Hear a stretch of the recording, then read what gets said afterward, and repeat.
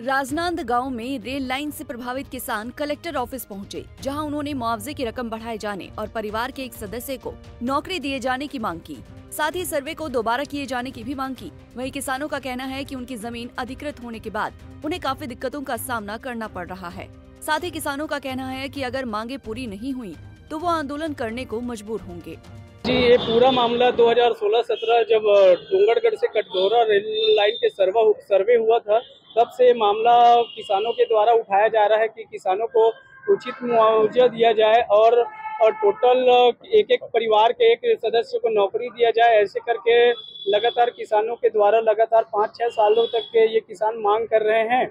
अगर उचित मुआवजा और नौकरी नहीं दिया जाएगा तो किसानों के द्वारा आंदोलन किया जाएगा। और किसानों का प्रमुख मांग है कि अभी वर्तमान में 2016 में सर्वे हुआ है, तो पटवारी के द्वारा न तहसीलदार के द्वारा न कलेक्टर महोदय के द्वारा कोई जानकारी नहीं दिया गया है कि आपका जमीन इतना जा रहा है। ऐसे करके तो किसानों का ये मांग है कि किसी का जैसे 40 डिसमिल जा रहा है जमीन, तो आइट साइड में अगर 2-3 डिसमिल अगर जमीन छूट रहे तो उसकी भी पूरी मुआवजा किसानों को दिया जाए। ये प्रमुख मांग है। अभी वर्तमान में एक बार फिर से नया सर्वे किया जाए, क्योंकि 2016-17 में सर्वे किया गया था, जिसमें कई लोग किसानों को ना पता होने के कारण कई किसान उसमें बोर खना चुके हैं, कई किसान उसमें घर बना चुके हैं, कई किसान उसमें बाड़ी लगा के टमाटर की खेती और अन्य फसल की खेती कर रहे हैं। अभी वर्तमान में धान की फसल, चना की फसल ले रहे हैं किसान लोग। और हमारी उपजाऊ जमीन है अभी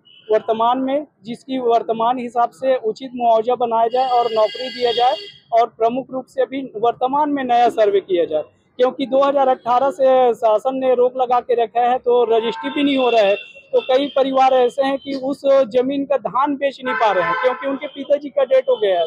तो उसमें रोक लगा देने के कारण उसमें ना रजिस्ट्री हो पा रहा है, ना फौदी उठ रहा है। ये बहुत ज़्यादा समस्या है।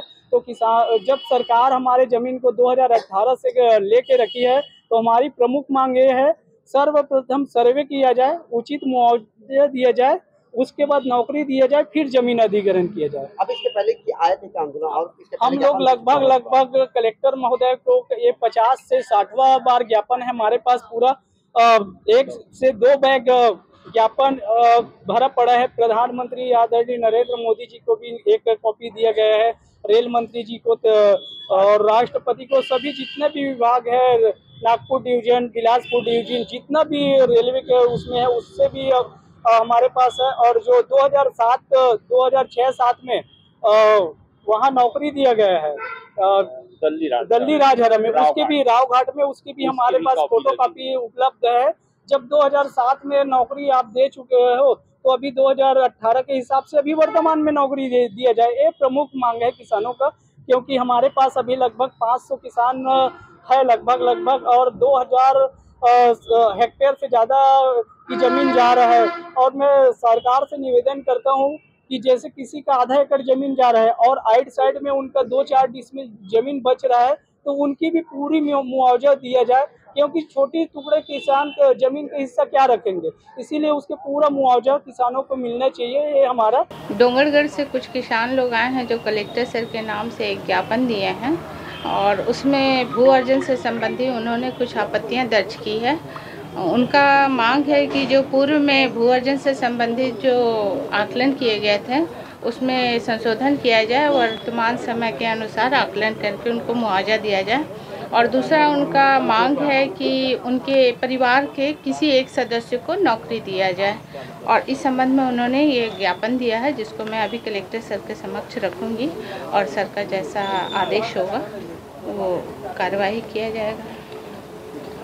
आपको बता दें कि डोंगरगढ़ से कटघोरा तक रेल लाइन बिछाने की सरकार की योजना है, जिसके लिए साल 2017 में रेल लाइन बिछाने की घोषणा की गई थी, जिसका सर्वे भी हो गया है। जिन किसानों के खेत रेलवे लाइन के सर्वे में अधिग्रहित किए गए हैं, वो किसान लगातार आंदोलन कर रहे हैं। आज तक रेल लाइन से प्रभावित किसान 50 से ज्यादा बार राष्ट्रपति और प्रधानमंत्री के नाम कलेक्टर को ज्ञापन दे चुके हैं, लेकिन उनकी कोई सुनवाई नहीं हो रही। राजनांदगांव से पंजाब केसरी के लिए देवेंद्र गोडले की रिपोर्ट।